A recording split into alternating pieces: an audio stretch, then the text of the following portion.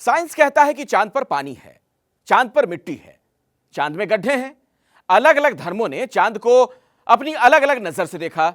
शायरी में तो चांद पर न जाने कितना कुछ कहा गया, लिखा गया। चांद पर बने गीत बहुत पॉपुलर भी हुए। लेकिन दुनिया में चांद तक पहुंचने की होड़ मची क्यों है? आखिर दुनिया चांद से क्या हासिल करना चाहती है?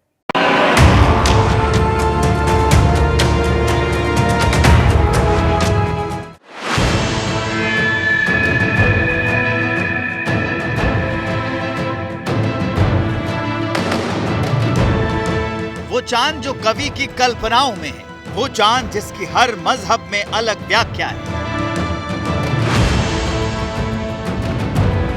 जो हिंदुओं की आस्था में है, जो मुसलमानों की अकीदत में है,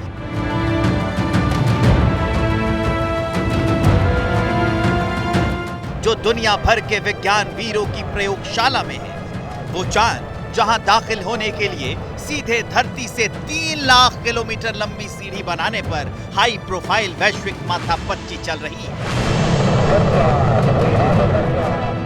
जहां पहली बार सफलतापूर्वक सैटेलाइट उतारने के लिए हिंदुस्तान के सबसे बड़े वैज्ञानिक सेंटर में रिसर्च चल रही है, जो चंद्रमा महीने के 15 दिन रातों को रोशनी बिखेरता है, उसका एक हिस्सा ही हम देख पाते हैं, जो चमकता दमकता हमें लुभाता है। आखिर उस चांद का रहस्य क्या है? चांद को लेकर दुनिया भर के वैज्ञानिकों में इतनी दिलचस्पी क्यों है? दुनिया के धारदार दिमाग चांद से क्या खोज लाना चाहते हैं?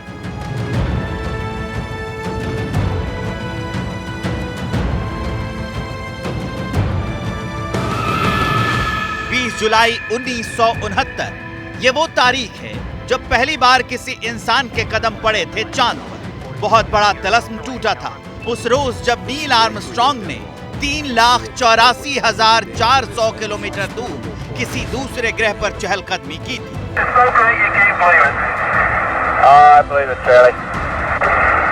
नील आर्मस्ट्रांग और एडविन बज एल्ड्रिन ने चांद को कदमों से नापा था। नील आर्मस्ट्रांग 2 घंटे 32 मिनट तक चंद्रमा की सतह पर रहे। इस दौरान उन्होंने चंद्रमा को बहुत ही करीब से देखा। उनके साथ एल्ड्रिन ने भी वहां पर 15 मिनट का समय बिताया। आर्मस्ट्रांग और एल्ड्रिन के अलावा भी कई एस्ट्रोनॉट्स चंद्रमा तक पहुंचे। किसी ने चांद पर जाकर वाहन चलाया तो किसी ने गोल्फ खेला। अमेरिका चांद पर इंसान उतार चुका है। अमेरिका के अलावा रूस और चीन अंतरिक्ष यान उतार चुका है।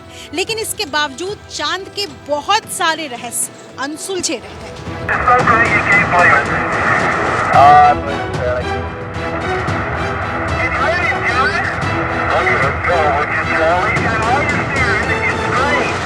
चांद पर पहुंचकर उसका साक्षात दीदार करने के लिए क्यों रेस लगी हुई है दुनिया भर के वैज्ञानिकों के बीच? क्यों भारत किसी भी कीमत पर चंद्रयान को उतारने में जुटा है, ये आपको विस्तार से बताएंगे। मगर उससे पहले जान लीजिए कि चांद की उस रहस्यमयी दुनिया को समझने, जानने और देखने में अब तक कब और क्या-क्या सफलता मिली। 12 सितंबर 1959 को यूएसएसआर ने लूना 2 लॉन्च किया और चंद्रमा की सतह पर पहुंचने वाला पहला अंतरिक्ष यान बना। 21 दिसंबर 1968 को अमेरिकी अंतरिक्ष यान अपोलो 8 चंद्रमा तक पहुंचने, उसकी परिक्रमा करने और सफलतापूर्वक पृथ्वी पर लौटने वाला पहला मानव चालित अंतरिक्ष यान बन गया। 20 जुलाई 1969 को पहली बार इंसान को लेकर कोई अंतरिक्ष यान चंद्रमा पर उतरा था। तब पहली दफा किसी रहस्य से पर्दा उठा था। उसके बाद कौन-कौन तीसरी दुनिया तक पहुंचा, वो भी जान लीजिए।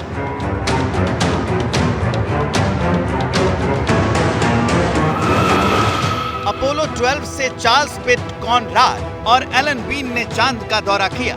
उसके बाद अपोलो 14 से एलन बी शेपर्ड जूनियर और एडगर डी मिशेल चांद पर गए। अपोलो 15 से डेविड आर स्कॉट और जेम्स पी इरविन चांद की सतह तक पहुंचे। अंतरिक्ष यान अपोलो 16 से जॉन डब्ल्यू यंग और चार्ल्स एम ड्यूक तक चंद्रमा पर गए। और फिर 1972 में आखिरी बार कोई इंसान जो चांद पर उतरा था वो यूजीन सर्रन थे, जो अपोलो 17 से हैरिसन एच स्मिथ से चंद्रमा तक पहुंचे थे। रहस्यों से भरे हुए चंद्रमा पर वैज्ञानिकों को कभी पानी मिला, कभी मिट्टी मिली। सतह के नीचे बहुत कुछ होने की संभावना है, जिस पर 2026 के बाद शोध करने की तैयारी। वैज्ञानिकों का यह भी कहना है कि उन्होंने चांद पर अरबों टन पानी की खोज कर ली है, जो सतह पर फैले कांच के छोटे छोटे मोतियों में कैद है। चंद्रमा की सतह पर भविष्य की इंसानी गतिविधियों के लिए यह एक बहुत बहुमूल्य संसाधन साबित हो सकता है। साल 2020 में चीन के रोबोटिक चांगयी 5 मिशन के दौरान धरती पर लाई गई चंद्रमा की मिट्टी की जांच से पता चलता है कि कांच के इन गोलों के भीतर पानी के अणु मौजूद हैं और चंद्रमा की सतह पर सौर हवा की क्रिया के माध्यम से बनते रहते हैं। चांद की सतह तक का सफर तय करने वाले यात्रियों में से 1 अगस्त 1971 को अपोलो 15 मिशन के कमांडर डेविड स्कॉट चंद्रमा पर वाहन चलाने वाले पहले व्यक्ति बने। 2 फरवरी 1971 को एलन शेपर्ड चंद्रमा पर गोल्फ खेलने वाले पहले इंसान बने थे। यूं तो कानूनी तौर पर चांद पर जमीन का कोई टुकड़ा नहीं खरीदा जा सकता, मगर वहां न सिर्फ जमीन की प्लॉटिंग होती है बल्कि कई लोग चांद पर जमीन खरीद भी चुके हैं। ऐसे में सवाल यह है कि क्या चांद पर वाकई इंसानी बस्तियां बसाई जा सकती हैं?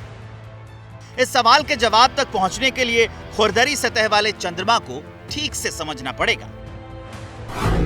चांद का एक दिन धरती के 2 हफ्तों जितना लंबा होता है, रात भी उतनी ही लंबी होती है और तापमान में भारी उतार चढ़ाव भी होता रहता है। दिन में पारा 127 डिग्री सेल्सियस के आसपास होता है तो रात का तापमान 0 से 183 डिग्री सेल्सियस नीचे तक पहुंच जाता है। एक तरफ ये परेशानी है तो दूसरी तरफ चंद्रमा पर पृथ्वी की तरह वायुमंडल नहीं है। पृथ्वी की तरह हवा और बारिश जैसा कुछ नहीं होता है। हीलियम, नियॉन और आर्गन गैसों के चलते वायुमंडल काफी हल्का है। औसत गुरुत्वाकर्षण धरती के मुकाबले 6 गुना कम तो है, लेकिन पहाड़ों, घाटियों और चंद्रमा की आंतरिक बनावट के चलते ये भी हर जगह एक जैसा नहीं है। चुनौतियां इतनी ही नहीं हैं। अमूमन शांत रहने वाले चांद की सतह पर सूर्योदय और सूर्यास्त के समय धूल का गुबार उठता है और ये यहाँ पर इंसानी बस्तियों की उम्मीदों पर काले बादल जैसा है। लेकिन हमारा साइंस इन्हीं मुश्किल हालातों में से राह निकालने की कोशिशों में जुटा हुआ है। लेकिन सिर्फ इंसानी बस्तियों के लिए रास्ता तलाशना भर ही मकसद नहीं है। दुनिया भर के वैज्ञानिक चांद को एक प्लेटफॉर्म की तरह इस्तेमाल करना चाहते हैं। इससे क्या फायदा होगा उसे समझिए जरा। जिस तरह से चंद्रमा का निर्माण और विकास हुआ, उसे समझने से पृथ्वी के साथ साथ सौर मंडल के इतिहास को समझने में मदद मिलेगी। चंद्रमा सबसे निकटतम खगोलीय पिंड है जिसके जरिए अंतरिक्ष के खोज का प्रयास किया जा सकता है। चंद्रमा पर पहुंचकर वहां से दूसरे ग्रहों तक के लिए अंतरिक्ष यान भेजने में मदद मिलेगी। यानी भविष्य के अंतरिक्ष के रास्ते का द्वार चंद्रमा ही होगा।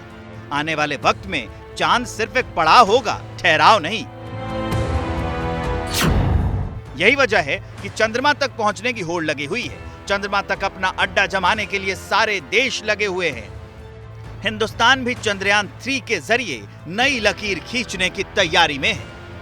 जैसे ही घड़ी का काटा दोपहर 2:30 पे आए, बबीता जी का दिल सास बहू साजिश के लिए मचल जाए। और ये है इनकी बहू, पूरे दिन ऑफिस की टेंशन हो जाए गॉन जब ये करें अपना फेवरेट शो फ्री टाइम पे ऑन। इनकी तरह आप भी देखें अपना फेवरेट शो अपने टाइम पर और डाउनलोड कीजिए एबीपी लाइव ऐप अपने स्मार्ट टीवी पर।